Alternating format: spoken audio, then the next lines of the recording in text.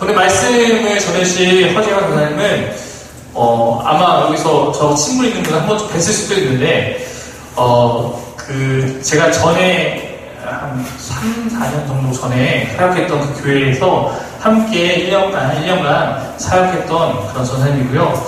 저하고 굉장히 다른 설교자이기 때문에 특별히 또 모시고 싶었습니다. 그래서 네, 저보다 훨씬 재밌고요. 네, 저보다 훨씬 유쾌하시고요. 저보다 설교가 짧습니다. 네, 그래서 기대하는 마음으로 네, 전사님 같이 네. 네, 박수로 네, 좀 앉았으면 좋겠습니다. 네.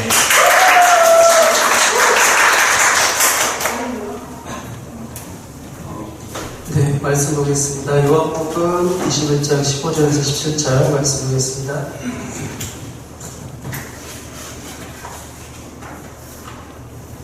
이거 마셔도 되는 건가요? 네.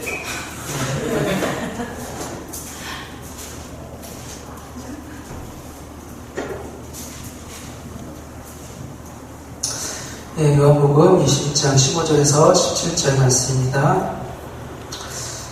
저 한 절, 여러분 한 절, 그리고 마지막 절은 다 같이 읽도록 하겠습니다.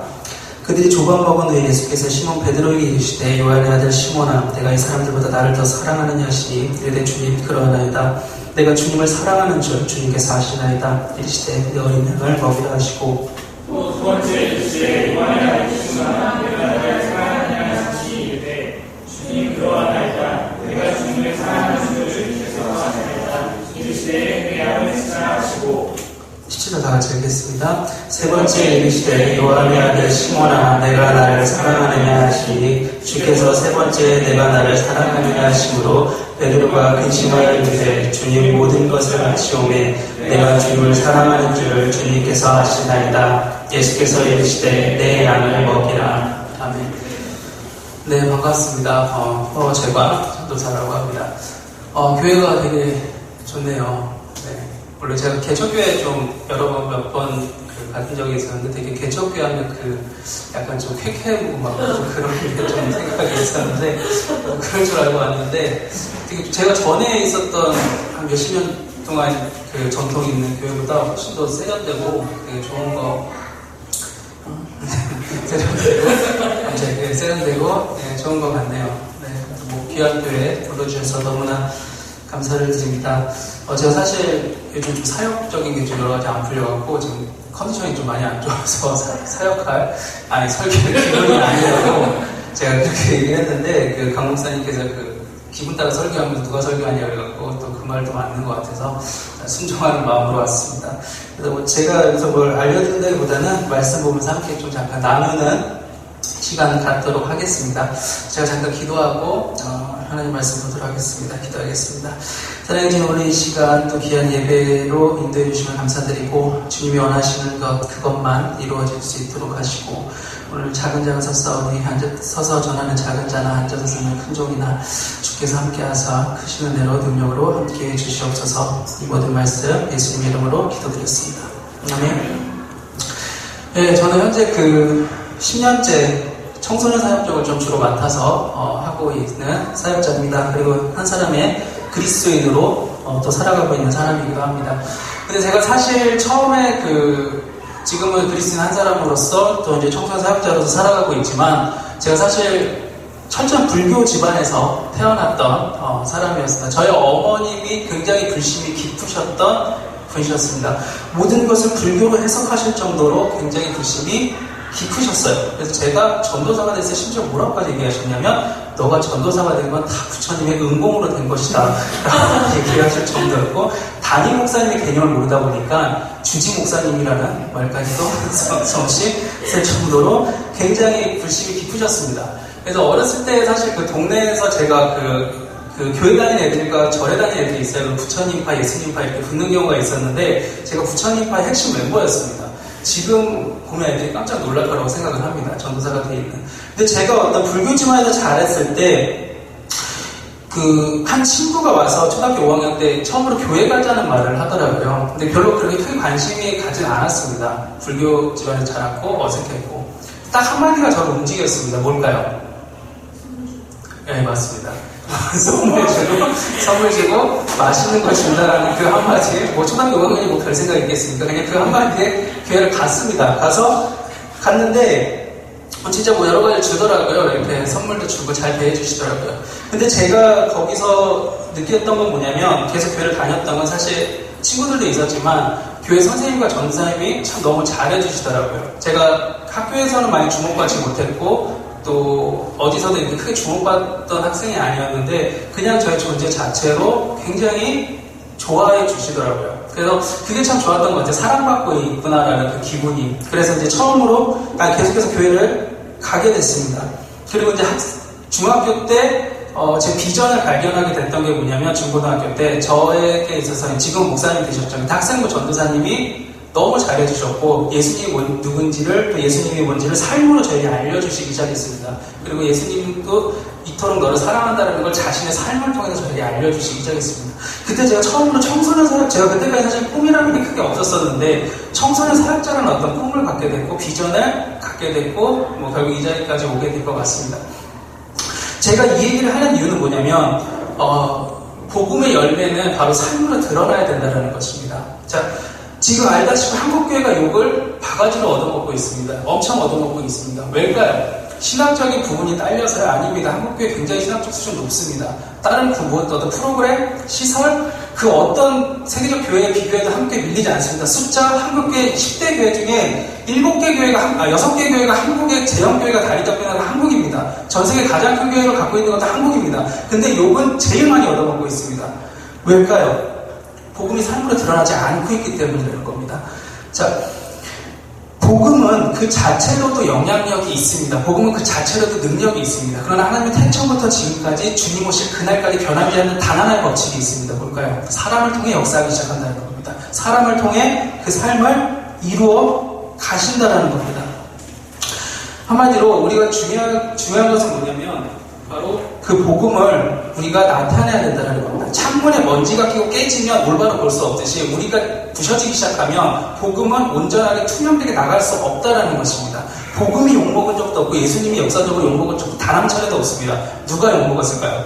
그리스도인이 욕먹었습니다. 그래서 간디는 무슨 말까지 했냐면 나는 예수를 존경하지만 그리스도인은 능멸한다라고까지 얘기를 했습니다. 왜냐하면 그리스도인들은 예수의 가르침을 따르지 않는 자들이기 때문이라고 얘기를 했다는 것입니다.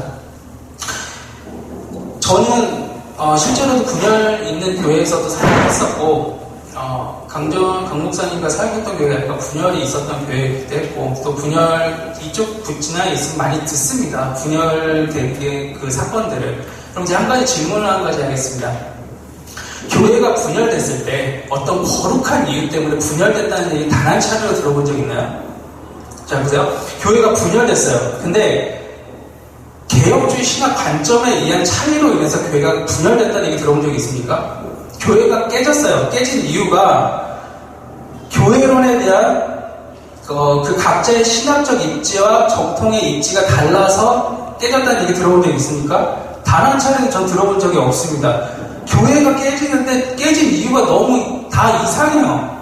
들어본 적 있어요? 제가 들어본 중에 제일 이상했던 게 뭐냐면 여긴 없네?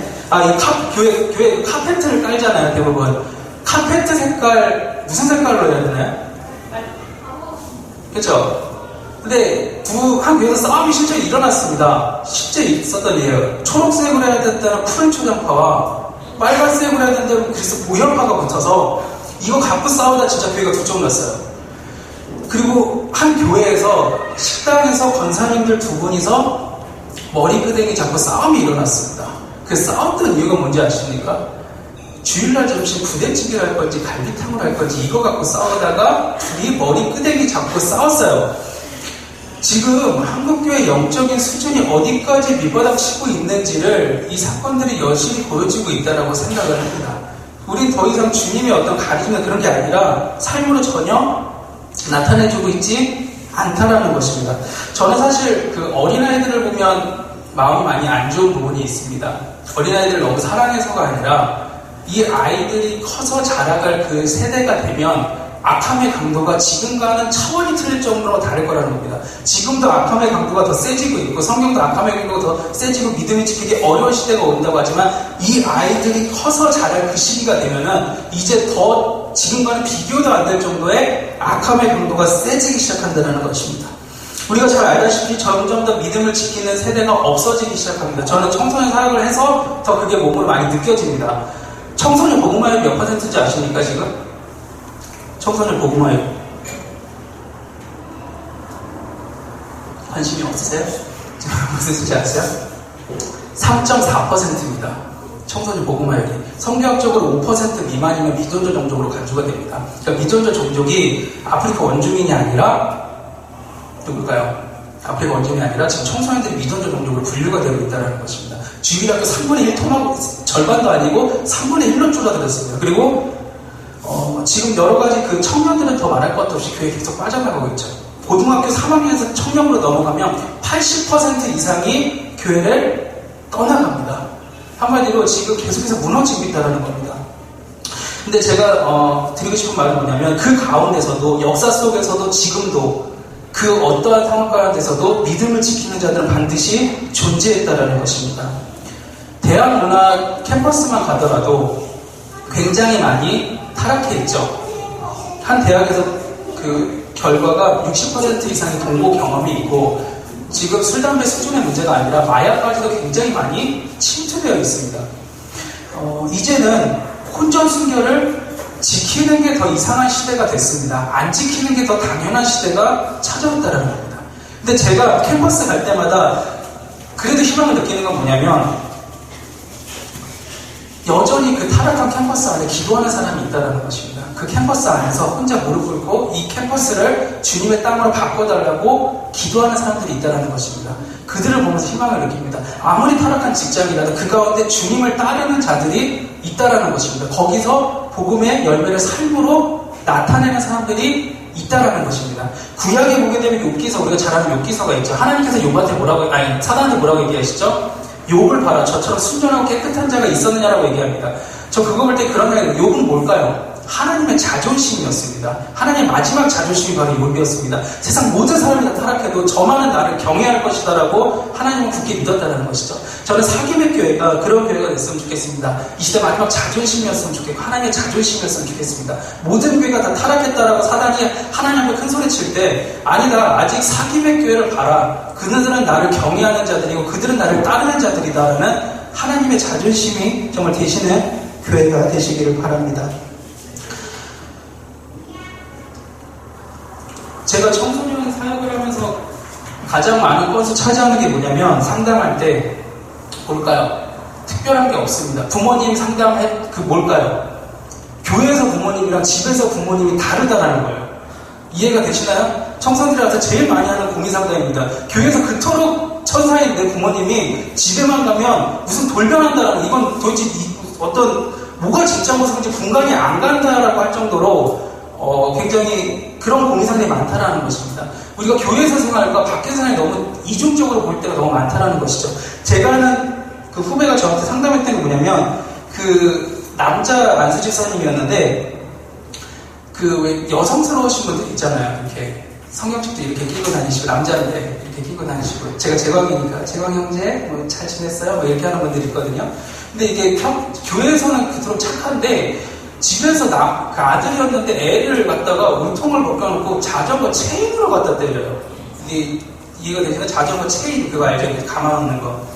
무슨 이게 패션하고 크라시스도 아니고 그냥 애를 갖다가 때리는데 이거 얘한테 이중적인 아버지의 모습이 보이는 거예요. 도대체 어떤 게 진짜인지를 모르겠다라는 겁니다. 빌리그리온 목사님이 계십니다. 그 목사님 물론 여러 가지 안 좋은 점도 있지만 그 아들이 자기 아버지를 존경하는 이유를 딱 하나로 얘기를 했다고 그러죠. 우리 아버지 교회에서의 모습과 집에서의 모습이 별로 큰 차이가 없었다고 얘기를 합니다. 그러니까 한마디로 삶 자체를 주님께 드렸다라는 어떤 그 뜻을 나타내고 있다는 것이죠. 교회가 됐던 지금 한 개인 됐던 어떤 주님에 대한 그 관점이 너무나 많이 사라져버린 시대라는 것입니다. 청소년 캠프 같은 데 가게 되면 많이 외치는 구호들이 있어요. 청소년 사역 때 요즘은 좀 많이 줄어든 것 같은데 감사하게도 예전에 많이 했던 게 뭐였을까요? I can 도입. 이게 청소년 설계 거의 주된 멘트였습니다. 난 할 수 있습니다. 여러분들 할 수 있어요. 김연아도 3000번 점프를 실패하고 승리했습니다. 여러분도 할 수 있습니다. 이게 주된 메시지였다는 것입니다. 근데 성경은 단 한 번도 나는 할 수 있습니다 라고 가르쳐 준 적이 없다는 거예요. 거꾸로 가르쳐 주죠. 나는 할 수 없습니다 라고 가르쳐 준 거예요. 내가 할 수 없기에 주님을 바라보라고 얘기하고 있다는 거예요. 내가 부족한 존재에게 주님을 바라보라고 얘기한다는 겁니다. 오늘 말씀 속에서 베드로는 철저하게 실패한 인생을 살아갑니다. 근데 주님을 바라볼 때 그 삶이 변하기 시작했다는 거죠. 우리가 어떤 노력과 의지로 바꾸는 게 아니라 우리 모든 상황 속에서 주님을 바라보기 시작할 때 주님께서는 그를 변화시켰다는 겁니다. 기독교의 사랑은 아가페 사랑이라고 얘기하죠. 왜일까요? 그건 주님의 사랑이 무조건적이라는 거예요. 내가 실패했던, 성공했던, 심지어 제약 속에서 허덕이고 있던 나를 여전히 사랑하고 있다는 겁니다. 그 사랑을 다시금 바라볼 때 내가 일어나게 된다는 거예요. 강정규 목사님 성경 되게 잘 아시죠? 그쵸? 예, 부럽다는 생각 많이 듭니다. 제가 부처님 별명 뭔지 아시나요? 성경 해답자라는 별명도 있어요. 그 정도로 성경 잘하세요. 저는 한글로 읽는 것도 힘들어 죽겠는데 원문으로 읽으시더라고요. 그래서 되게 잘하시더라고요. 근데 저는 이제 주로 불경을 많이 읽었어요. 이해가 안 되시겠지만 집에서 혼자 이렇게 저희 어머니가 깜짝 놀라시죠. 직업이 분명히 전도사인데 들어온 불경을 읽고 있으니까. 제가 무속신앙에도 관심이 많아서 그런 자료들을 많이 좀 모았습니다. 그 어떤 무당들의 무속신앙들에 대한 자료들을 많이 보고 그러다 보니까 정작 성경을 좀 못 읽었는데 주변 대부분 하는 일반 종교와 기독교의 다른 점이 하나 있어요. 뭘까요? 일단 불교만 하더라도 계속해서 자기를 고행하는 겁니다. 그러니까 기부의 테이크를 시키는 거죠. 내가 고행을 할 테니 득도의 경지에 이를 것이다 라는 것이죠. 힌두교도 마찬가지 불교와 또 같은 맥락이죠. 이슬람교 같은 경우는 평생 자신에게 두 명의 천사가 따라다닌다고 있습니다. 그래서 이슬람은 기도를 한 다음에 왼편을 한번 보고 오른편을 한번 보게 됩니다. 한쪽의 천사는 자신의 착한 일을 적는다라고 믿고 또 한쪽의 천사는 자신의 나쁜 일을 그렇기 때문에 나중에 심판대에 갔을 때 그 저울을 따라서 한쪽으로 더 많이 착한 쪽으로 기울면 천국 아니면 그 반대 지옥 같은 개념으로 가게 된다라고 믿는 게 이슬람 종교입니다. 한마디로 뭘까요? 모든 종교의 특징이 하나 있어요. 뭘까요? 기부의 테이크입니다. 내가 주고 받겠다는 거예요. 한마디로 뭐냐면 무속신앙의 철저한 의미는 뭐냐면 귀신을 달래주는 겁니다. 내가 계속 달래서 어떤 벌이 임하지 않게끔 하는 겁니다. 좋게 해줘서 나에게 복이 있게끔 만들어주는 거예요. 근데 기독교의 회개는 다르다는 겁니다. 뭘까요?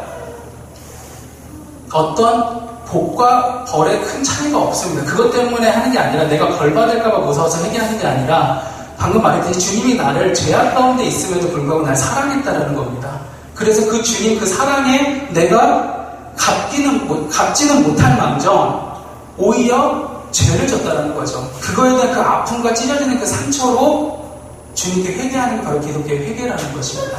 한마디로 모든 게 처음부터 끝까지 죄와 어떤 벌과 상이 아니라 사랑으로 연결되어 있다는 것이죠. 여러분의 인생에 있어서도 주님께서는 여전히 사랑하고 있다는 것입니다. 그 주님을 바라볼 때 우리의 삶이 변하기 시작한다는 것입니다.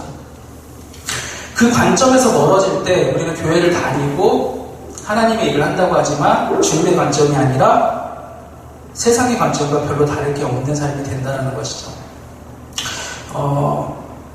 한 장로님이 한 목사님이 청소년부 담당 목사님이셨는데 가고 이렇게 얘기를 했답니다. 그 아들이 안 왔길래 가서 그 아들 왜 안 왔습니까? 라고 물어보니까 그 장로님이 너무 좋아하시더래요. 목사님, 드디어 우리 아들이 정신을 차렸습니다. 글쎄, 제가 말을 안 했는데도 일부 예배를 지가 드리고, 일부에 한 7시쯤에 드리잖아요. 일부 예배 드리고, 학생부 예배 안 드리고, 학원 가겠다 그랬어요. 제가 그래서 얼마나 감사한지 모르겠어요. 그래서 제가 네가 드디어 정신 차렸구나. 그래, 빨리 학원 가라고 학원 보냈습니다라고 얘기했다는 겁니다. 장로라는 사람을 위해서 나온 얘기입니다. 뭘까요? 세상 관점과 아무 차이가 없어요. 그럼 제가 반문하고 싶은 게 뭐냐면, 그러면 주일날 학원 가는 애들은 정신 차린 애들이면 주일날 모여서 학생부 예배 드리는 애들은 뭐예요? 정신 나간 애들인가요? 지금 관점이 전혀 세상과 다를 바가 없다는 거예요. 한국에서는 플래카드 걸었어요. 축복의 사람들이 가고 서울대 합격자 이렇게 갖고 축복을 걸었다라는 겁니다. 거꾸로 말하면 뭘까요? 지방대 가는 애들은 하나님한테 저주받은 건가요? 아니라는 거잖아요. 근데 지금 교회가 됐든 한 개인이 됐든 관점이 하나님이 아니라 세상과 똑같다는 겁니다. 젊은이들한테 왜 교회에 다니지 않느냐라고 얘기했을 때 이유는 한 가지 똑같았어요. 뭘까요? 그들과 내가 다를 게 없다라는 거예요. 솔직히 젊은이들 아무 매력이 없는 거예요. 기독교에. 세상 사람들은 내가 내 능력으로 좋은 사람과 결혼하고 내 능력을 사용해서 좋은 대학 가고 좋은 직장 얻고 좋은 차 얻고 싶어 해요. 그게 세상의 관점이에요. 우리도 똑같아요. 조금 다른 게 있어요. 뭘까요? 하나님 이용해가지고 좋은 사람과 결혼하고 좋은 집 얻고 좋은 차 얻고 좋은 직장 들어가고 싶어요. 그 차이밖에 없어요. 그러니까 세상 사람들은 아무런 차이를 느끼지 못하는 거예요. 저게 뭐야? 라고 느끼는 거라는 거예요. 도대체 나랑 뭐가 다를까라는 그 생각이 더 많이 찬다라는 겁니다. 한마디로 우리가 주님을 좀 바라볼 필요성이 있다는 겁니다. 지금 세상 사람들은 하나님께 회개하지 않습니다. 오히려 하나님을 이용하는 방법을 선택하고 하나님을 통해 합리화시킵니다. 여러분 우리가 볼 때 목사가 됐든 장로가 됐든 집사가 됐든 권사가 됐든 누가 됐든 우리가 어떻게 저따구로 살 수가 있을까? 어떻게 저런 식으로 저런 인류를 버릴 수가 있을까라고 생각하는 사람들이 있죠. 근데 그 사람들을 면밀히 보세요. 그 사람들 중에 내가 사탄의 이름으로 이걸 하는 겁니다 라고 얘기하는 사람 단 한 사람도 없습니다. 뭘까요? 다 하나님의 이름으로 하는 거예요. 다 하나님의 능력으로 하고 있다라고 얘기를 합니다. 한 가지 얘기 들어볼까요? 만약 사업을 하는 집사님이라면 외국인 근로자를 씁니다. 그럼 실수로 팔이 잘리는 경우가 있어요. 이렇게 사고로 공장에서 그럴 수 있잖아요. 팔이 잘리는 경우가 있어요. 그럼 어떻게 해야 될까요? 보상을 해줘야 되죠. 잘 치료를 해줘야 되죠. 근데 그 돈이 아까운 겁니다. 어떻게 할까요? 신고해서 강제 추방시켜버립니다. 그리고 자기네가 돌려버립니다. 그렇게 해서 남들 안 믿는 사람들조차도 안 할 불법, 탈석, 악해 다 저질러요. 그리고 뭐라고 얘기하냐면 부유하게 된다고 뭐라고 얘기하냐면 내가 하나님의 축복을 받아서 이 자리까지 왔다라고 얘기합니다. 내 인생 하나님과 함께하기에 내 인생 승승장구하는 인생이 되었다라고 얘기를 하고 있다는 겁니다. 하나님은 지금 피눈물을 흘리고 계신데 그는 오히려 당당하고 있다는 겁니다. 잘못된 신앙이 한번 주입시켜지기 시작하면 그 누구도 막을 수 없는 일말의 양심의 가책도 없는 진짜 무서운 괴물로 변해갑니다. 차라리 신앙이 없는 사람들처럼 더 양심적일 수 있습니다. 오히려 잘못된 신앙 가진 사람들이 더 무섭게 변하기 시작한다는 겁니다. 그러므로 우리 올바로 주님을 좀 바라봄이 필요하다는 것입니다.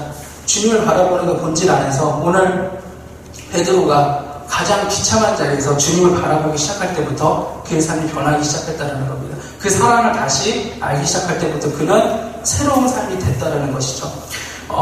베드로의 삶은 사실 어떤 세 번 부인한 삶을 우리는 기억하지 않습니다. 초대교회를 이끌었고 리더로 기억한다는 것입니다. 주님을 바라볼 때 바로 그 놀라운 능력이 나타나기 시작한다는 것이죠. 그러므로 우리가 교회 생활함에 있어서 언제는 주님만을 좀 바라봤으면 좋겠습니다. 또 좋은 목회자 밑에서 또 주님을 올바로 바라보기가 필요하다는 것이죠. 사실 그 말세가 될수록 주님 오시는 데 가까이 올수록 사실 진정한 목회자를 만나는 것도 참 큰 복이다라고 얘기를 합니다. 근데 제가 참 많이 존경하는 우리 강경희 목사님 있다라는 게 복이라고 생각하시죠? 여보세요? 네. 그렇게 생각하시죠? 네. 제가 사실 제 또래 강경희 목사님 제가 후배예요. 제가 선배로 오해되는 경우가 많은데 후배인데 제가 강경희 목사님처럼 사실 신학적인 깊이가 뛰어나신 분은 아직까지 본 적이 없습니다. 제가 사실 여러 가지 어려운 질문을 던졌을 때 대부분 다른 전사님들의 목사님들 대답을 잘 못하세요. 제가 뭐 쉬운 질문 던지진 않을 거 아니에요. 다윗이 누구랑 싸웠을까요? 막 이런 거 던지지 않을 거 아니에요. 이렇게 어려운 질문을 던져 다 대답을 해주시더라고요. 그래서 할 때 여러분 지금 교회가 사실 어떤 분별력이 없어요. 그냥 교회 성장만 된다 그러면 뭐든지 다 주입시키는 시대예요. 온갖 프로그램 다 도입시키고 그것이 뭐 어떤 비복음적이든 말든 그냥 다 보고 했는데 어떤 분별력이 있으신 목사님이라고 생각을 합니다. 그리고 제가 사실 강경희 목사보다 더 존경하는 분이 사모님입니다. 그래서 저 사모님과 이렇게 잘 이루어가시면 귀한 교회가 될 것이라고 믿습니다. 네, 설교 끝난 줄 알았죠? 아직 안 끝났습니다. 그래서 우리가 주님을 좀 바라보았으면 그런 본질적인 주님을 좀 찬양하는 저희 사귐의 교회가 됐으면 좋겠습니다. 모든 사람에게는 사실 그 예수님이 필요하다는 겁니다. 그 순수하게 바라보는 그 믿음이 필요하다는 겁니다. 그가 잘 나가던 인생이든 못 나가던 인생이든 다 필요하다는 것이죠. 제가 가르쳤던 학생 중에 한 명이 공부를 되게 많이 잘했습니다. 전교 1등 다 하시나봐요? 전교 1등이 아니고 전국권 5위 안에 드는 애였습니다. 진짜 공부 잘했습니다. 생각부터가 달라요. 애들한테 장래희망 물어보면 뭐라고 얘기할까요? 다 경찰이요, 사업가요, 선생님이 이렇게 얘기하잖아요. 말이 안 통하는 애들도 있어요. 중1 남자애들은 제가 장래희망이 뭐니? 그러면 뭐라고 대답하는지 아세요? 엄마한테 물어봐야 된대요. 이렇게 이상한 대답하는 애들도 있는데 걔는 진짜 차원이 틀렸습니다. 장래희망이 뭐냐고 했더니 유엔에서 현재 무슨 어떤 시스템적인 게 어떤 부분이 잘못됐는데 그 부분을 고치게 되면 더 많은 가난한 자들에게 보급이 될 수 있다라는 거예요. 중3 때 했던 얘기예요. 보급이 될 수 있는데 그 시스템을 자기가 들어가서 바꾸고 싶다라는 겁니다. 네, 저도 무슨 말인지 하나도 못 알아듣겠는데 그렇게 얘기를 했어요. 그래서 얘는 무슨 진짜 생각하는 차원이 틀렸고 이렇게 그냥 걔는 문제가 안 풀리는 게 더 이상한 애예요. 이게 왜 어떻게 풀리니까 이게 답이 당연히 이거 아니에요라고 해요. 그러니까 너무 머리가 탁월했던 애였는데 걔 밤마다 고민이 하나 있었습니다. 뭘까요? 어떻게 하면 잘 죽을 수 있을까가 걔 고민이었습니다. 밤마다 자살 충동을 너무 많이 느꼈다라는 거예요. 그래서 저한테 이제 항상 충동을 느낄 때마다 전화를 했었었는데 제가 월계동 쪽에 생각할 때 너무 죽고 싶다는 거예요. 이유가 뭐냐면 어머니와의 관계 때문에 그랬어요. 근데 어머니가 조울증과 우울증이 같이 오신 분이었어요. 그러다 보니까 이 모든 스트레스를 애한테 푸는 거예요. 애가 만약 교복을 걸어놨는데 조금 잘못 걸어놓잖아요. 집에 갔다 오면 그 교복 다 찢어놔버려요. 그리고 상장 같은 것도 다 가위로 오려놔버려요. 그러니까 그리고 한 번은 얘랑 하는데 얘는 또 얘가 어렸을 때부터 혼나서 그런지 주눅이 들어있어서 그런지 이렇게 반항하지 못하는데 한 번 말대꾸를 했는데 어머니가 얘를 발로 찼어요. 찼는데 이제 넘어지는 애를 다시 한번 발로 밟은 거예요. 근데 이 얼굴 쪽을 밟았는데 이빨에 드르륵 갈려버린 거예요, 볼이. 그래갖고 응급실까지 막 실려가고 있는. 그러니까 얘는 집에 들어가는 게 날마다 너무 무서운 거예요. 그러니까 차라리 죽고 싶은 어떤 그 심정이 너무 많이 들었다는 겁니다. 그때 얘가 나중에 주님을 어떤 인격적으로 만났을 때, 복음으로 변화됐을 때 그렇게 얘기를 하더라고요. 이전의 상처가 이제 축복이 될 것을 믿겠다라는 거예요. 그 이유는 뭐냐면 주님이 나와 함께 계시기에 그것이 가능함을 믿는다는 겁니다. 자, 매일같이 목숨을 끊고 싶었던 인생이 주님을 바라볼 때 바뀌게 된다는 거예요. 어떤 내 의지가 아니라 주님 그 사랑을 알게 될 때 바뀌기 시작한다는 거예요. 정반대 얘기도 하나 해드릴까요? 제가 알던 학생 중에 고등학교에서 3학년짜리였는데 진짜 무서웠던 녀석이었어요. 고등학교 때부터 이미 용역업체 쪽에서 뛰는 애였어요. 그래서 제가 식사를 하는데 그러더라고요. 근데 어느 날 식사를 하는데 그러더라고요. 선생님, 제가 뭐가 가장 무서운지 아시나요? 그렇게 얘기를 하더라고요. 제가 그렇게 얘기했어요. 난 네가 제일 무섭다. 그렇게 얘기를 했어요. 근데 그 아이가 뭐라고 얘기를 했냐면 내 인생 주님께서 예수님을 사랑의 주님이라고 하셨는데 내 인생 주님께서 안 받아주실 것 같다라는 그 생각이 자기 마음속에 너무 많이 든다는 거예요. 자기가 지가 봐도 지 인생이 너무나 주님 보시기 개판으로 살았다는 걸 알기 때문에 들어갈 주님을 볼 자신이 없다는 거예요. 그때 제가 그랬어요. 그 마음 하나면 된다라고 얘기를 했어요. 그 마음 하나로 주님 바라보기 시작할 때 주님께서 너를 변화시키실 것이다 라고 얘기를 했습니다. 자, 우리가 어떤 상황이 있든 우리 어떤 상황이든 주님을 바라봄이 필요하다는 것입니다. 사실 예전에 한국교회가 초창기 때 권사님들의 모습 지금과는 사뭇 달랐습니다. 교회 권사님들 하면 어땠을까요? 이렇게 교육 수준도 높지 않았고 이렇게 세련되지도 않았습니다. 성도님들 다 마찬가지죠. 근데 딱 하나 좋은 게 있었어요. 뭘까요? 순수함이었습니다. 권사님들 밤새도록 낮에 내내 일하시고 농사 지으시는 분들도 있고 시장에서 일하시는 분들도 있고 막 농사 지으세요. 근데 한국교회 그 역사를 보게 되면 그분들이 막 일하고 나서 밤에 교회 오십니다. 그리고 교회 청소하시고 그리고 꽃꽂이 하시고 그리고 밤새도록 철야기도 하십니다. 주님 이 교회 살려주시고 나의 부족한 신앙 살려주고 성도 하나하나 불러서 다 계속 기도하십니다. 그리고 그 번 돈 얼마 안 되는 거 주일날 드리려고 미리 가장 깨끗한 돈으로 헌금 봉투에 미리 넣어놔서 주일날 드리겠다고 하다가 주일까지 기다릴 수가 없어서 떨리는 마음으로 감례상에 올려놓습니다. 새벽 예배 때. 그리고 뭐라고 기도했냐면, 주님, 지금은 이거밖에 주님께 드릴 거 없지만 내가 주님께 더 좋은 것으로 주님께 드리겠습니다라고 고백합니다. 한마디로 정말 순수했던 신앙이었어요. 다른 거 없었어요. 무식하죠. 단순 무식. 저 단무지처럼, 그냥 단무지 어떤 신앙처럼 그냥 계속 주님만을 바라보며 살아갔던 신앙인들이었어요. 근데 놀란 게 뭐냐면, 그때 한국교회가 가장 폭발적인 성장을 했다는 겁니다. 가장 세상에 영향력을 미치기 시작했다는 겁니다. 지금 한국교회 수준 상당수로 높아졌고, 지금 한국교회가 어떤 가지고 있는 그 위치, 성도들 세련됐고, 교육 수준 높아졌고, 뭐 물질적인 것도 훨씬 부유해졌지만, 기도하는 소리가 없습니다. 더 이상. 기도원들 서서히 문 닫기 시작할 때부터 그대로 무너지기 시작했다. 역설적으로 어떤 가장 강력할 줄 알았던 그 시기가 한국교회가 처절하게 무너지는 시기였다는 것이에요. 한마디로 주님께서 우리에게 바라시는 것은 다른 것에 있지 않다라는 것입니다. 오직 주님을 바라보는 그 순수한 믿음, 순수한 그 사랑이 존재하고 있다는 것이죠. 예전에 한 목사님이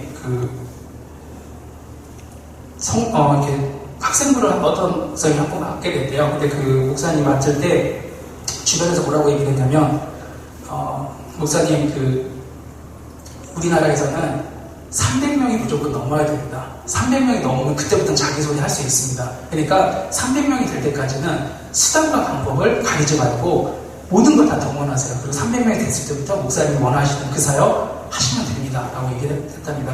그래서 알겠습니다. 얘기하고 학생들 임원들을 불렀대요.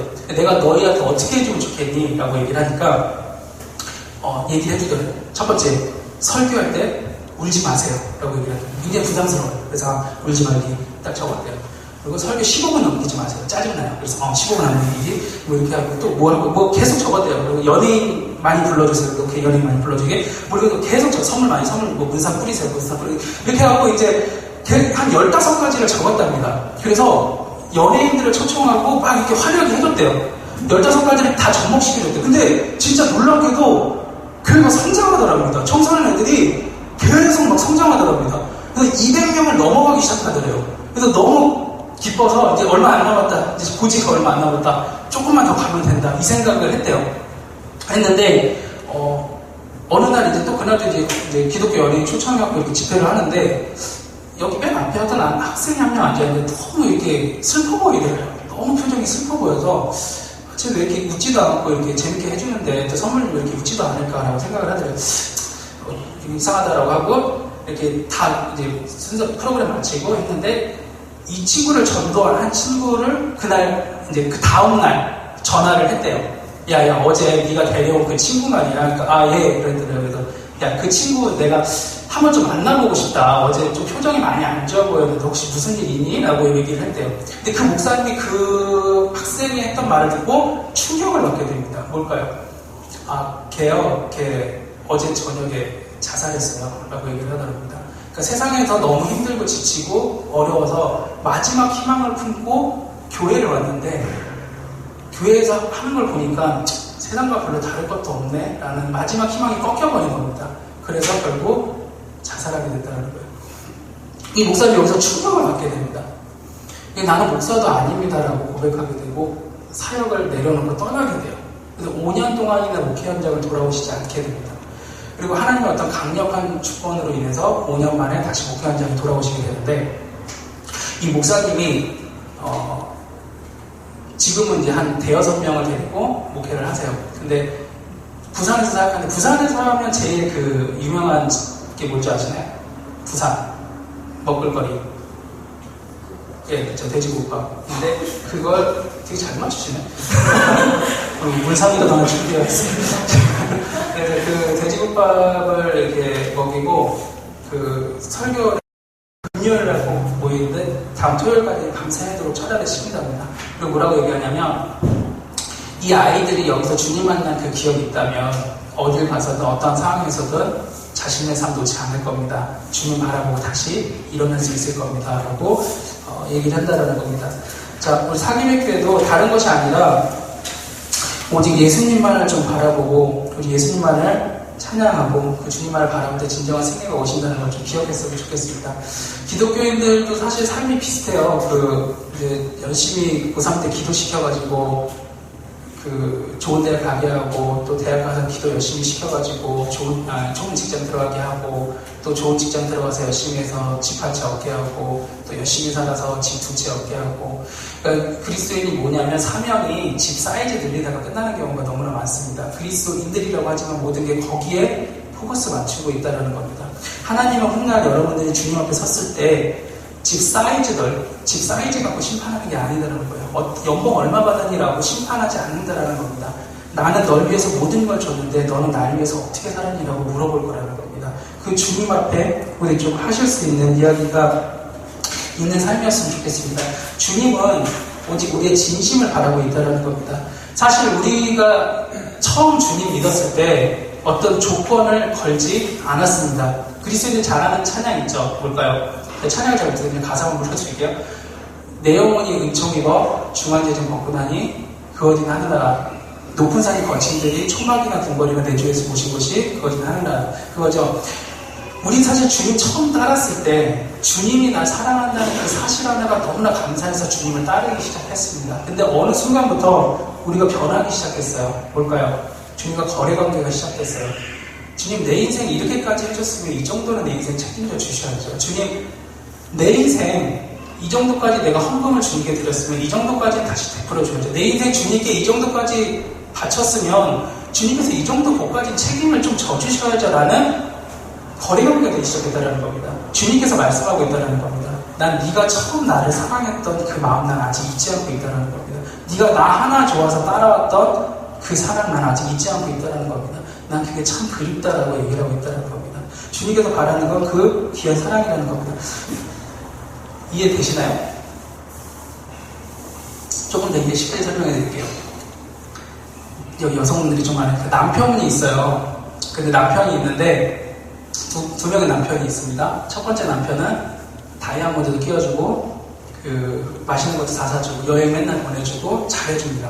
근데 맨날 만나기만 하면 부인한테 하는 말이 아유 저걸 나니까 걸어가게 살리지 저걸 누가 먹여 살려. 야 저 얼굴에 흐르는 저 기름기를 봐라. 버터가 필요 없다. 이렇게 해요. 그럼 어떻게 해요? 고마워 나를 거두어 주어서 이렇게 얘기하시나요? 아니 이제 버터 집어 던지겠죠. 자, 두 번째 남편입니다. 그런 걸 못 해줘요. 다이아몬드 못 끼워주고 맛있는 것도 못 사주고 여행도 많이 못 해주는데 항상 만나면 이렇게 얘기를 합니다.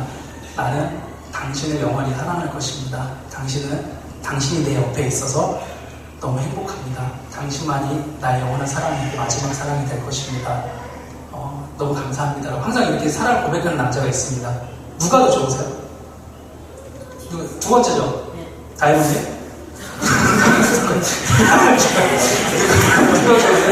네, 두 번째. 네, 지금 다이아몬드면 많이 세상에 좀 힘드신 겁니다. 회복이 좀 되시길 바랍니다. 그래서 주님께서 바라는 건 우리의 어떤 그 영원한 그 순수함이고 사랑이라는 겁니다. 그 주님을 바라보기 시작할 때 주님께서 올바른 귀한 믿음의 삶으로 바꿔주신다는 거죠. 주님을 바라보면 일단 우리 삶이 바뀌게 돼요. 제가 가르쳤던 학생은 서산에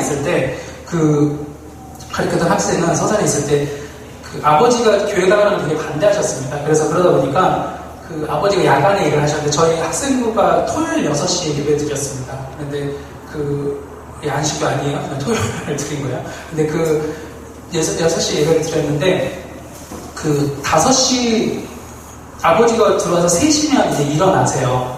3시면 일어나시니까 일어나기 전에 나와야 되니까 애가 3시 전에 2시 50분쯤에 나오는 거예요. 그리고 나서 그냥 하염없이 돌아다니는 겁니다. 그 논밭을. 근데 문제가 뭐냐면 그래서 그때 왜냐면 교회를 미리 못 왔던 게 5시까지 무슨 여전도에 모임이 있다 보니까 애가 뻘쭘하니까 못 오는 거예요. 근데 항상 5시쯤에 꼭 오더라고요. 그래서 예배를 되게 일찍 오는 나면 제가 왜 그런지 몰랐는데 한번들 예배 드리기 위해서 거기에 왔다는. 근데 문제가 뭐냐면 겨울이에요.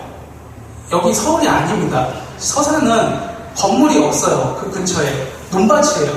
그러면 3시간, 거의 2시간 가까이를 그 길 돌아다녀야 돼요.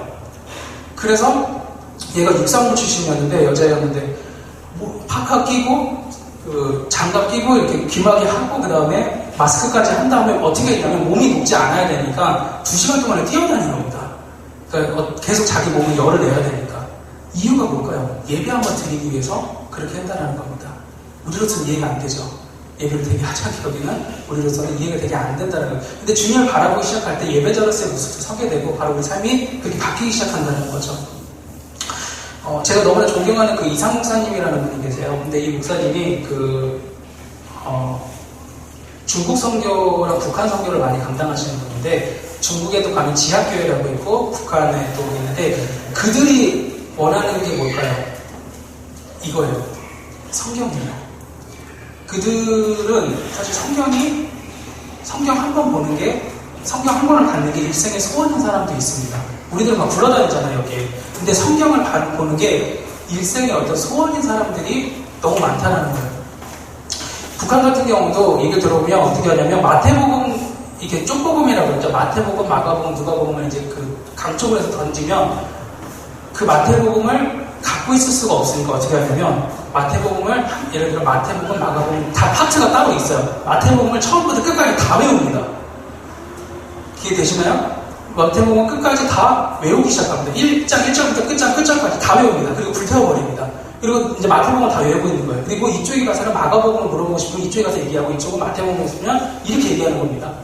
우리는 몇 절도 못 외우는데 그걸 다 말씀에 대한 갈급함이 있으면 그렇게 변하기 시작합니다. 다 외워야 되는데 그리고 집 한 채 값을 줘도 그 사람 별로 감동이 없던 사람들이 성경 한 권 주면 그토록 좋아 죽으려고 그런다고 얘기를 합니다. 그래서 이상 목사님이 그래 문서 선교를 해야겠다라고 생각해서 몰래 성경을 갖고 이렇게 보급하려고 가게 됩니다. 막 보급하려고 중국 성교 갔다가 하나님께 너무 큰 은혜를 주셔가지고 붙잡히게 돼요. 그래서 지하 감옥으로 끌려가게 됩니다. 그래서 지하 감옥으로 끌려갔을 때 그분이 특수훈련을 받았대요. 이렇게 자기가 군대에 있을 사람 죽이는 훈련을 많이 받았는데 저는 군대를 사실 면제돼요. 팔이 좀 다쳐서 면제됐는데 그 특수부대 요원들은 이 컵 하나라도 사람 죽이는 게 가능하다라고 얘기를 해요. 근데 그 사람들이 몰랐는지 이상 목사님의 손을 묶어놓지 않았다는 거예요. 손을 묶어놓지 않고 풀어놨다는 거예요. 근데 4명이서 끌고 가더래요. 근데 순간적으로 자기가 생각이 교차하더래요. 딱 사이즈가 나오더래요. 찌르고 치고 다시 찌르면 죽일 수 있겠다. 4명을 순식간에 그냥 방심한 상태니까 죽일 수 있겠다. 그리고 탈출하자라는 생각이 들더래요. 근데 그때 하나님께 기도를 하게 됐대요. 하나님 어떻게 해야 될까요? 내가 이 상황에서 어떻게 주님을 바라봐야 될까요? 라고 했을 때 주님께서 말씀하시기를 해치지 말라는 그 마음을 주시더래요. 저들도 내가 사랑하는 자들이라고 얘기를 하더래요. 그래서 알겠다고 얘기를 했더니 그래서 자기는 풀려갈 줄 알았대요. 근데 그 다음부터 고문이 시작되더래요.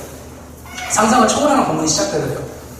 처음에 물고문을 시작하는데 눕혀놓은 다음에 호수 2개를 여기 끼더랍니다. 그리고 물을 계속 틀더래요. 그럼 어떻게 될까요? 배가 부풀어 오르겠죠. 나무 판자 같은 걸 배 위에 올리더래요. 그러더니 2명이 올라가더니 거기를 밟기 시작하더래요. 그러니까 어떻게 되냐면 몸에서 물이 풀어져 나가면 나중에 견디지 못하니까 항문적으로 물이 터져서 나가더래요. 그래서 자기가 그러다가 기절을 해버렸대요. 물이 몸에 다 묻게 되니까 그 다음에 이어지는 게 뭐냐면 전기고문을 그래야 물이 전기가 잘 타니까 전기고문이 이어지고 마지막으로 팬티만 입힌 다음에 냉동실로 끌고 가더래요.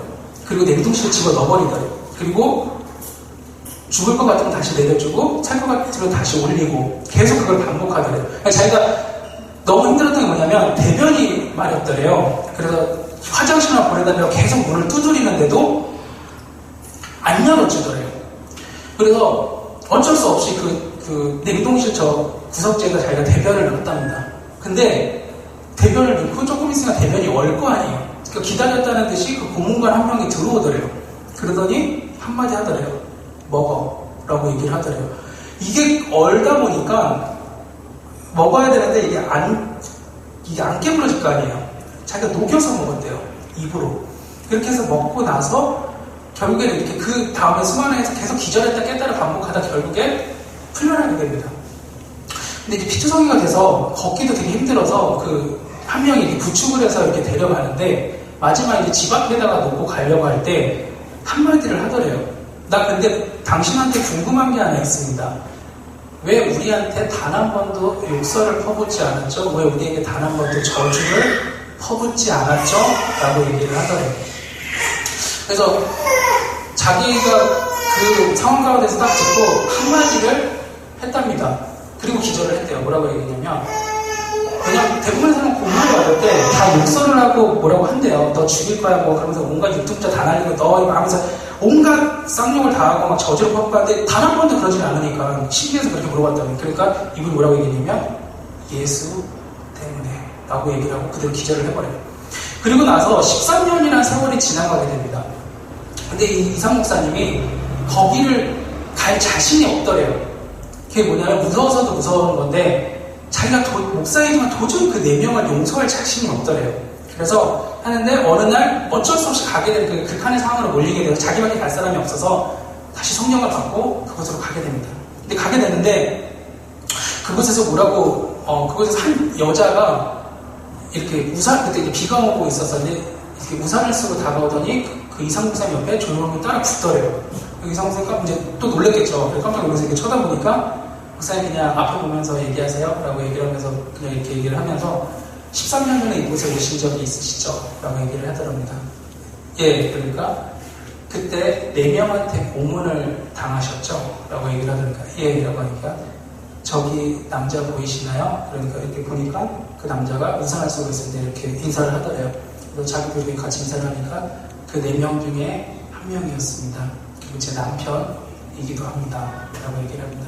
그리고 그 다음 말이 너무 충격이었는데 뭐라고 얘기하냐면 목사님의 그 끝까지 주님을 바라보는 그 마음 때문에 그 4명 다 궁금증을 갖게 됐고 도대체 예수란 무엇일까? 예수란 누구일까라는 궁금증을 갖게 됐고 4명 다 교회를 나가기 시작했고 4명 다 그리스도인이 되었고 13년이 지난 지금 4명 다 목사님이 되셨습니다. 라고 얘기를 하더라는 겁니다. 하나님은 어디가 됐던 우리가 주를 바라보기 시작할 때 주님께 순종하는 그 자리에서부터 역사하기 시작한다는 겁니다. 그것이 누가 됐던 상관없이 어떤 상황에도 상관없이 주님을 바라보기 시작한다는 것이죠. 한 선교사님이 예배를 드리러 갔을 때 알 수 없는 지하교회 갔을 때 별로 많이 모인 숫자도 아닌데 너무나 강력한 성령의 어떤 그 역사하심을 느꼈대요. 근데 너무 참 기뻐서 어떻게 이렇게 별로 뭐 좋은 것도 하나도 없는 것 같아서 어떻게 이렇게 귀한 예배를 드릴 수 있습니까? 라고 얘기를 했을 때 그 목사님이 그 성도님 한 분이 너무 슬픈 얘기를 하시더래요. 뭘까요? 이게 마지막 예배일 수 있기 때문입니다. 라고 얘기를 했다는 거예요. 거기서는 한 번 잡히면 20, 30년은 기본으로 형량을 기독교인을 때려버리는 데기 때문에 한 번 잡히면 끝장이라는 거죠. 그래서 월요일이면 예배를 마치고 자기 짐을 다 정리한답니다. 그리고 가족들한테 편지도 쓴다면 항상 새롭게 잡혀갈 수 있으니까 화요일이면 또 계속 짐을 똑같이 정리하고 수요일이면 그 짐을 잘 있나 확인한답니다. 목요일부터 심장이 뛰기 시작한다는 거예요. 왜일까요? 혹시 주님께서 나에게 다시 한 번의 예배를 허락하실 수도 있겠구나라는 생각이 들게 돼요. 금요일이 되면 더 빨리 뛰기 시작하고 토요일이 되게 되면 눈물이 나기 시작하고 주일이 되게 되면 그 벅찬 가슴 안고 예배당으로 향한다는 거예요. 나에게 또 한 번의 예배를 허락하셨구나라는 그 마음 때문에 자 우리가 좀 가지고 있는 마음이었으면 좋겠습니다. 우리 한국은 사실 성경학적으로 봤을 때 25% 안에 드는 나라예요. 뭐 25%일까요? 기독교 믿기 제일 좋은 나라 25% 안에 드는 나라가 한국입니다. 사실 여러 가지 시스템도 너무 잘 돼 있고 성경책 그대로 한 번 갖는 게 소원인데 우리 굴러다니고 앉아있고 그 다음에 기독교 서점만 가도 모든 원하는 대로 다 찾아낼 수 있고 외국과 신학교 가면 솔직히 이제 외국 어떤 자료가 다 볼 수 있고 한국 기독교 설교 수준 기독교의 설교 수준이 굉장히 높아요. CTS만 틀어도 한 달에 거의 100편에 가까운 설교가 쏟아져 나오고 있는 시대 가운데 있는데 그러다 보니까 너무 나약해졌습니다. 예배의 기쁨도 없고 예배의 어떤 바라봄도 없고 그냥 와서 형식적인 어떤 그 삶이 되어버렸다는 것이죠. 주님은 다시금 원하고 있다는 겁니다. 순수하게 나를 바라보는 그 믿음을 원하고 있다는 것이죠. 제가 용옥이라는 한 아이의 편지 하나만 읽어드리고 설교 마치도록 하겠습니다.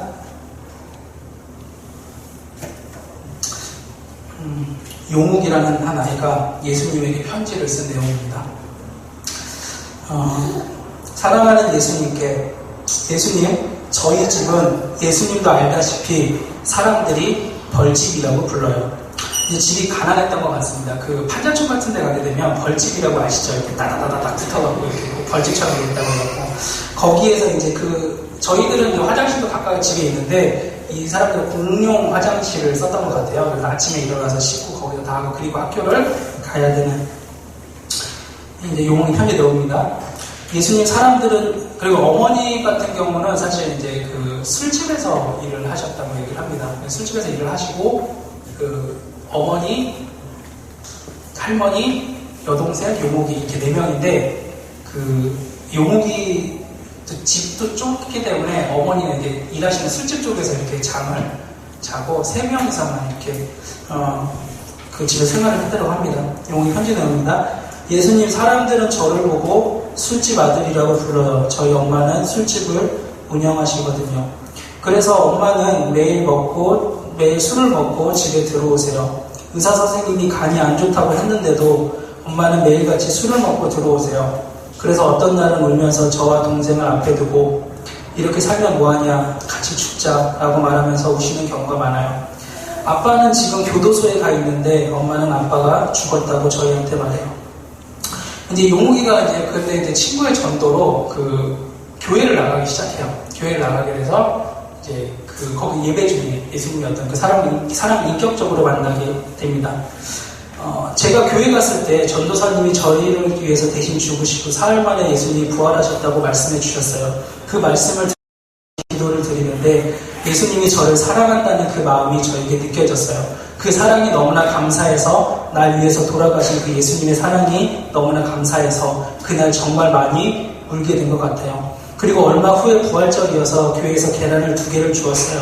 그 계란을 가지고 집으로 가서 엄마에게 교회에 다녀왔다고 하고 계란을 보여주면서 예수님을 믿으면 구원받는다고 했더니 엄마는 나에게 지금 우리가 구원이 중요하냐, 지금 당장 50만 원으로 집값을 올려줘야 하고 월세 3만 원씩을 내야 하는데 그게 없어서 지금 이 집에서도 쫓겨나게 생겼다고 하시면서 또 오시더라고요. 그리고 엄마는 예수님이 구원이 아니라 50만 원만 주면 예수님을 나도 믿겠다고 하더라고요. 그래서 예수님께 제가 밤에 기도드렸잖아요. 50만 원만 저희 집에 주셨으면 좋겠다고. 그 기도를 얼마나 간절히 했는지 몰라요. 이제 그 후로 그 선생님 이 용욱이라는 아이가 좀 남다른 재주가 하나 있었던 겁니다. 글을 좀 잘 썼습니다. 이렇게 보면 알겠지만 어린이 문체 같지 않잖아요. 이렇게 좀 글도 매끄럽고 이렇게 글을 많이 잘 썼는데 선생님이 그걸 좀 알아봤는데 글쓰기 대회를 내보냈는데 1위를 하게 됩니다. 거기서 글쓰기 대회 용욱이가 1위를 하게 되고 그러다 보니까 이제 거기 심사위원님들이 아무래도 얘네 집의 환경에 대해서 얘가 썼던 것 같아요. 그러니까 심사위원 2분이 직접 집을 방문하게 되십니다. 편지 내용입니다. 심사위원 선생님이 2분이 오셨어요. 할아버지 심사위원 선생님 1분과 아저씨 심사위원 선생님 1분이 오셨어요. 그날은 엄마가 몸이 안 좋아서 하루 종일 집에 누워 있었어요. 갑자기 찾아온 손님의 엄마도 당황하고 할머니는 손님 대접할 것이 없다면서 슈퍼에 가서 사이다 1병을 사오셨어요. 그날 할아버지 심사위원 선생님은 엄마에게 똑똑한 아들 두셨으니까 힘내시라고 말했고 엄마는 그래서 그날 우셨던 것이 기억이 나요. 그리고 할아버지 심사위원 선생님은 저한테 자신이 쓰신 동화책 5권을 선물로 주셨고 너무 좋아서 그날 밤에 읽으려고 동화책을 폈는데 그곳에 봉투 하나가 나왔어요. 그 봉투를 가지고 엄마에게 갖고 그 봉투를 열어보았는데 그 봉투에는 수표가 여러 장 들어있었어요. 엄마와 할머니는 이제 집에서 살 수 있게 되었다고 계속 우셨고 동생도 옆에서 같이 울더라고요. 그런데 저는 엄마한테 말씀드리고 싶었어요. 엄마, 그 돈은 할아버지 심사위원 선생님이 주셨지만 예수님께서 할아버지 심사위원 선생님을 통해서 주실 것이에요 라고 말해요. 그런데 엄마도 제 마음을 알았는지 저에게 용욱이가 교회에 나가니까 예수님이 우리를 도와주시나 보다라고 말씀하시더라고요. 그 후로부터는 저뿐만이 아니라 저와 할머니, 엄마, 동생 모두 교회에 다니고 있어요. 저를 사랑해 주시는 예수님은 제 인생에서 언제나 최고이시고 가장 멋진 분이에요. 그런 예수님을 늘 언제나 사랑합니다. 이게 용욱의 편지 내용이었습니다. 성경에 보게 되면 예수님은 어린아이들을 굉장히 사랑하는 그 장면이 많이 나오게 됩니다. 왜 사랑하셨을까요? 저 다른 것에 있지 않다라고 생각을 합니다. 순수했습니다. 다른 것이 아니냐 오직 예수님만을 바라보는 예수님께 가장 작은 누군가에 맡길 수 있는 그 순수함이 그 어린이들에게 있었다는 것이죠. 제가 어느덧 나이가 이제 30대 중반을 향해 가고 그렇게 될 때 제가 참 겁나는 게 뭐냐면 20대 때만 하더라도 주님을 위해서라고 한다면 그냥 밀어붙이는 게 있었어요. 그냥 손을 보던 말던 밀어붙이는 게 있었는데 주님 어느 순간 30대가 넘어가면서부터 이게 계산하게 되더라고요. 더 이상 순수하게 바라보는 게 아니라 이거 하면 내가 손해보는 것가 더 많지 않나 이런 계산을 하는 마음이 들더라고요. 근데 예수님이 그러기에 어린이들을 더 많이 사랑하셨던 게 아닐까 생각을 합니다. 사도 바울이 로마로 들어가게 됐죠. 이 얘기가 한번 맞춰요. 사도 바울이 로마로 들어가게 되죠. 근데 사도 바울의 말 속에 뭐가 있냐면 고난과 핍박과 환난이 나를 기다린다 하나 그곳으로 가겠다라고 얘기를 합니다. 뭘까요? 사도 바울은 예측을 했습니다. 로마로 가는 순간 자신의 인생이 인간적으로 봤을 때 완전히 개박살 날 거라는 걸 그는 예상을 했다라는 겁니다. 성경이 가리키는 치명의 일관적인 통계가 뭐냐면 해피엔딩, 부활까지 따지면 해피엔딩이겠지만 해피엔딩이 없습니다. 12명의 제자 중에 해피엔딩으로 끝나는 사람이 없습니다.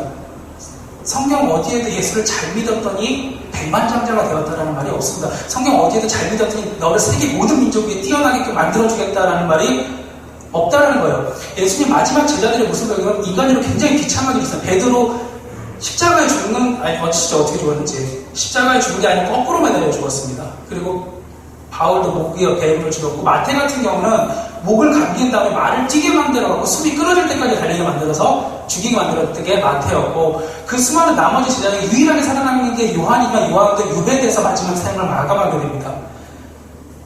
신학이 가르칩니다. 예수를 잘 믿으면 올해 인생이 개박살 나기 시작합니다. 근데 그들은, 사도 바울은 그래도 가게 됩니다. 사도 바울은 그래도 들어갑니다. 그걸 알면서도 사도 바울처럼 똑똑했던 사람, 피할 길을 낼 수 있었던 사람이 무식하게 그냥 들어가게 됩니다. 그리고 사도 바울은 뭐라고 디모데에게 얘기하냐면 훗날 내가 주님 앞에 서는 그날 기억한다면 지금의 이 고난이 아무것도 아니며 내가 사랑하는 주님 앞에 주님이 나를 두 팔 벌려 안아주실 그날 기억한다면 내 삶 이렇게 끝나도 아무 문제 없다라는 겁니다. 그러니까 예수님의 제자들의 특징이 뭐냐면 예수를 믿기 전에, 예수를 제대로 알기 전에는 그냥 예수를 이용해서 이 땅에서 얼마큼 잘 먹고 잘 사느냐가 그들의 모든 관점이었는데 예수를 올바로 믿게 되니까 이 땅이 끝이 아니라 이 땅을 끝나고 주님 앞에 서는 그날을 기억하게 된다는 겁니다. 그러니까 이 땅에다 부셔지고 말고 그게 중요한 게 아니라 이 땅에는 내가 주님이 진짜 기뻐하시는 걸 했냐 안 했냐가 더 중요한 관점으로 자리 잡게 됐다는 거죠. 그리고 주님 앞에 섰을 때 주님께서 두 팔로 나를 안아주실 그날을 기대했다는 겁니다. 중요한 말은 마지막 이겁니다. 사도 바울은 뭐라고 얘기하냐면 그 귀한 사랑, 그 주님의 놀라운 사랑은 나뿐만이 아니라 주님이 이 땅에 재림하실 그날을 사모하는 모든 자에게 임할 것이다라고 얘기를 했다는 겁니다. 한마디로 주님을 기다리는 모든 자에게 그 사랑은 임하게 될 거라는 겁니다. 우리 주님 순수하게 바라보면서 우리 주님만을 찬양하면서 주님 앞에 서는 그날까지 우리 꼭 승리하시는 우리 사랑의 교회 성도님들 다 되시기를 바랍니다. 기도하겠습니다.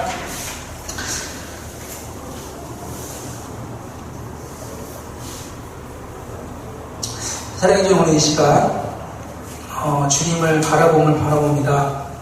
저희들의 신앙이 어쩌면 처음에 그 순수했던 신앙에서 많이 변질된 것은 아닌지 바라봅니다. 저희 주님 사랑했던 그 순수한 마음이 어느 순간 주님과 거래관계가 됐는지 아닌지를 우리 점검하기 원합니다. 내 삶을 오직 주님께서 인도해 주시길 원했지만 실제로 내 삶 주님께서 내 뜻대로 인도하지 않을 때 주님께 원망하지 않았는가 라는 생각을 하게 됩니다. 주님 오직 주님만을 바라보게 하시고 순수하게 주님만을 사랑할 수 있는 그 믿음, 주님 앞에 서는 그날까지 우리 잊지 않게 하시고 처음 주님 잘 믿었다가 마지막에 주님 배반하는 너무나 많은 이 시대 가운데 있습니다. 우리는 주님 처음에 잘 믿었고 또 마지막 주님 앞에 서는 그날까지 주님만 사랑했다라고 고백할 수 있는 저희의 인생이 될 수 있도록 주님께서 함께해 주시옵소서. 이 모든 말씀 예수님의 이름으로 기도드렸습니다.